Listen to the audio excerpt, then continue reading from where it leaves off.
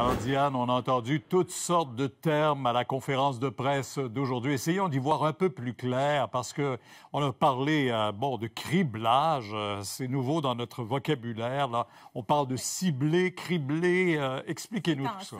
Alors, le criblage, il permet de trouver des variants qui sont connus. Alors, actuellement, on en connaît au moins 3, celui le variant britannique, Brésil et l'Afrique du Sud. Donc, ça nous permet de repérer, on agit plus vite, de façon un peu plus large, un peu moins précise, mais c'est une technique qui permet vraiment de retracer très, très vite ces variants-là.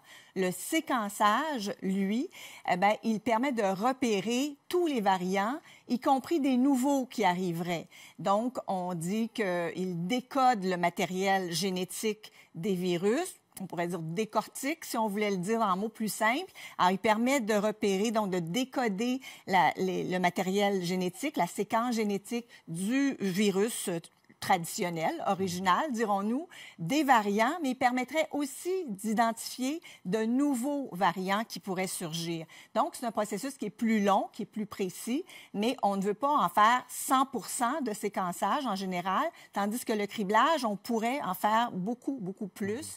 Alors, on va y aller avec un objectif de séquençage d'à peu près 10% des tests PCR qu'on fait qui sont positifs, tandis que dans le criblage, on est capable d'aller vraiment beaucoup plus large, beaucoup plus vite, et donc de dire, bon, on a dans un échantillonnage 20% des tests qui sont du variant, par exemple, britannique. Le criblage, on veut le faire d'abord et avant tout à Montréal parce qu'on sait que c'est l'épicentre encore, malheureusement, de la COVID et surtout les variants. On dit que ça devrait se faire assez rapidement, là. Le ministre le promet. Est-ce que c'est trop tard? Est-ce qu'on a attendu trop longtemps? Il y a tellement de pays qui le font depuis tellement de semaines maintenant, et même l'Ontario. Et nous, on parle encore d'un délai d'une semaine avant de pouvoir le faire à Montréal, donc d'un délai de 2 semaines pour pouvoir le faire ailleurs au Québec.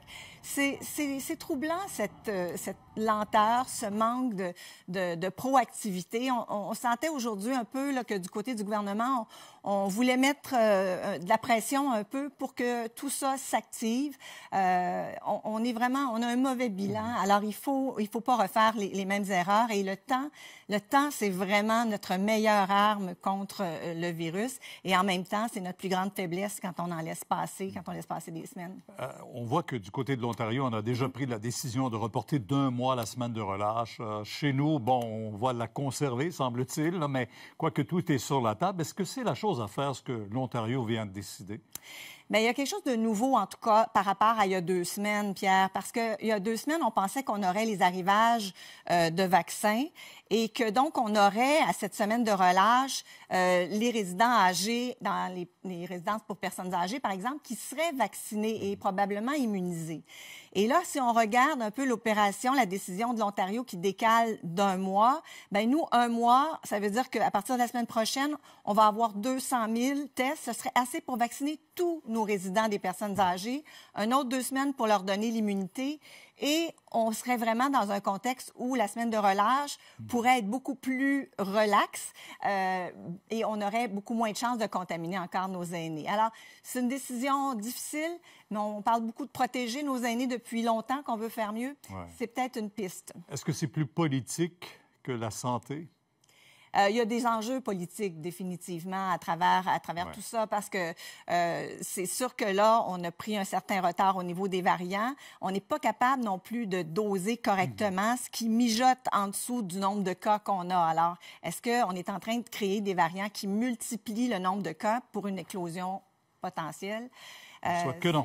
On n'est pas dans une bonne zone de confiance actuellement là, à cause de tous ces paramètres-là et le contrôle des déplacements d'une région à une autre.